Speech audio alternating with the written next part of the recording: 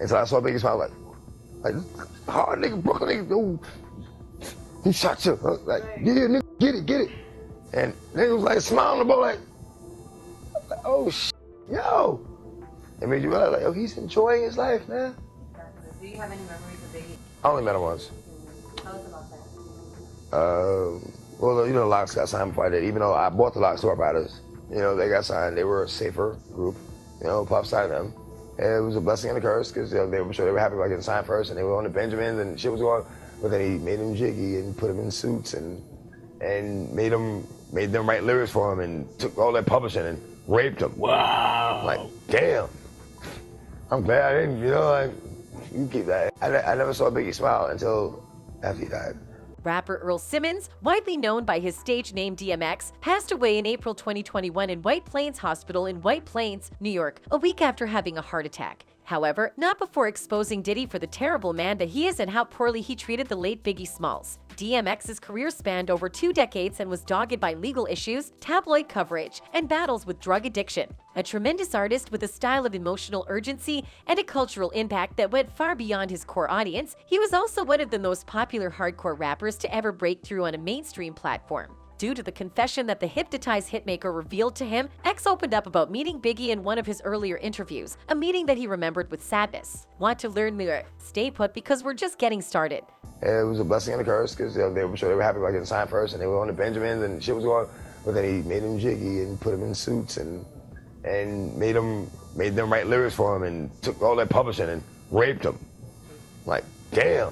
Midway through the 1990s, hip-hop began to become a commercialized global phenomenon. DMX's entry offered a gritty counter-narrative to the glossy big-budget sheen of the era's most popular rap. In addition, he revived the Def Jam record label, unwittingly served as Jay-Z's guide to his own commercial success, and established himself as a compelling movie star in films like Belly, Romeo Must Die, and Exit Wounds. But DMX is best known for his riveting music these days, which matched his strong machismo with an emotional authenticity that resonated all across the world. In addition, Biggie revealed to him a secret concerning Puff Daddy's sexual assault on him while he was not yet Diddy or Love. The rapper recalled his days as an unsigned artist in an interview before the release of his 2012 album Undisputed and related a tale about almost landing a record deal with Bad Boy but being passed over in favor of the Locks. You know, the Locks got signed before I did. They were a safer group, said DMX. Puff signed them, and you know it was a blessing and a curse because they were happy they got signed and they were on the Benjamins. But then Diddy made them jiggy and put them in suits and made them write lyrics for him and took their publishing and raped them.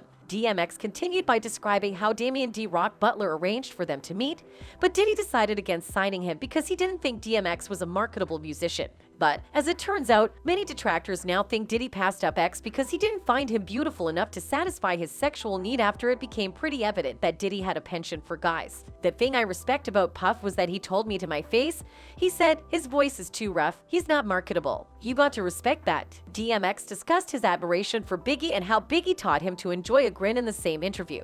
I never saw Biggie smile until after he died. It was in the Hypnotized video, said DMX. When I saw it, I was like, wow, he was really enjoying his life, and it got taken away from him. It was then that I cherished a smile. Biggie reportedly disclosed that he had been sexually abused by Diddy during their meeting. One too many people who were close to them at the time have claimed that Diddy mistreated possibly one of his best musicians ever. Therefore, there is definitely some truth to it. Mace, a rapper and former Bad Boy musician, had just released a new song named Oracle 2, Standing on Bodies, in which he openly criticizes Sean Diddy Combs, his former employer and colleague, for his cruel treatment of Biggie Smalls both before and after his murder. Mace attacks Diddy's character while rapping over a mid-tempo beat fueled by horns in 808, citing both his alleged business activities and what is considered to be a lack of support for musicians who were once associated with the Bad Boy label. I'm the ghost of Shine. I speak for every artist never spoke their mind, representing every artist that was left behind. From Craig Mack to G-Dep, I still remember them kids trampled. For every producer you ever stole their sample. He raps, making reference to the notorious City College tragedy from 1991, in which 9 spectators were crushed during a celebrity basketball match Diddy was sponsoring.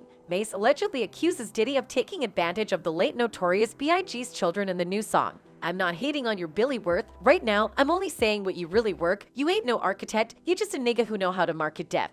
He raps, on March 9, 1997, Biggie was at the pinnacle of the music business when he was slain in a drive-by shooting in Los Angeles. His death occurred just a few weeks before the scheduled release of his album Life After Death. his longtime pal and label partner, Mase, have been at odds publicly since at least 2020. Mase then alleged dubious and very unfair business tactics against Diddy on Instagram, following Diddy's moving address at Clive Davis' pre-Grammy dinner, in which he declared that he was now for the artist.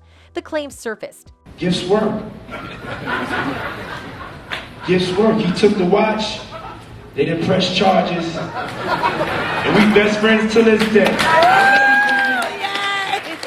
Mase continued by claiming that although Diddy had damaged his reputation, he still had to put on a happy face and keep on performing for the benefit of the audience. This relates to what DMX said about Diddy's handling of Biggie in the overall context. Behind closed doors, he would abuse you while expecting you to grin in front of the public. For example, you still got my publishing from 24 years ago in which you gave me $20,000. Which makes me never want to work with you as any artist wouldn't after you know someone is robbing you and tarnishing your name when you don't want to comply with his horrendous business model. Mase lamented. Long-standing allegations that Diddy takes advantage of his musicians were revived in 2021 when he sent an open letter criticizing corporate America for underfunding black media. Even worse, the creator of Bad Boy is rumored to expect sexual favors from every employee of his record company, and Biggie was no exception. Soon after Mase called him out, Q Parker of the R&B group 112 denounced the Bad Boy CEO. In addition to having the same contract as Mase, Q Parker claimed he was also attempting to break it. If you're going to be the face of this black excellence, there are some actions that I'm going to challenge you to make. It's a lot of things out here that you can make right with a lot of people who contributed to your wealth, he said at the time.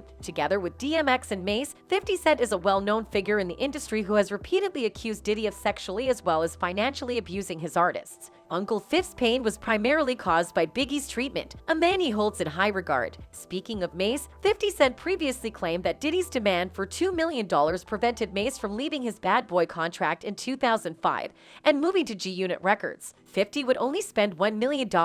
In 2009, Mase was granted a one-year freedom from his contract after interrupting Diddy's interview with Atlanta's V103. Diddy signed his contract in front of the camera when Mase presented it to him. He is currently exerting the same kind of public pressure to regain his publishing after permanently departing the label in 2012. Rappers like Mase are not alone in regretting their time with Bad Boy. Biggie, according to his mother, was too young at the time to understand that Diddy was merely trying to use and manipulate him. In an effort to get liberated from their contract with Bad Boy, the Lox trio of Jadakiss, Styles P, and Chic Louch launched the Free the Lox campaign in 1999. The group believed Diddy wanted singles that would chart high on the Billboard Top 40, and that glossy visuals featuring plenty of flashy outfits didn't fit their brand. They desired to sign with the more challenging Rough Riders label, which had its headquarters in Yonkers and was home to DMX. Diddy finally released them from their contract, but by keeping half of their song published, he continued to have influence over them. When an artist's music is featured in films, television shows, video games, and other commercial endeavors, the person in charge of that artist's publishing makes money. That unresolved issue sparked a heated fight on New York's Hot 97 in 2005, during which Styles said to Diddy, "We only ever recorded money, power, and respect with you. After 10 years, you still own half of our publishing company. You can't justify why you should get half of our publication. You had a number of performers whose careers never went right with you," he further charged. Therefore, without sugarcoating it, Diddy is the financial and sexual predator that he is. These tales can't possibly be made up by many artists, can they? That's all we have to say for now. Until next time, bye.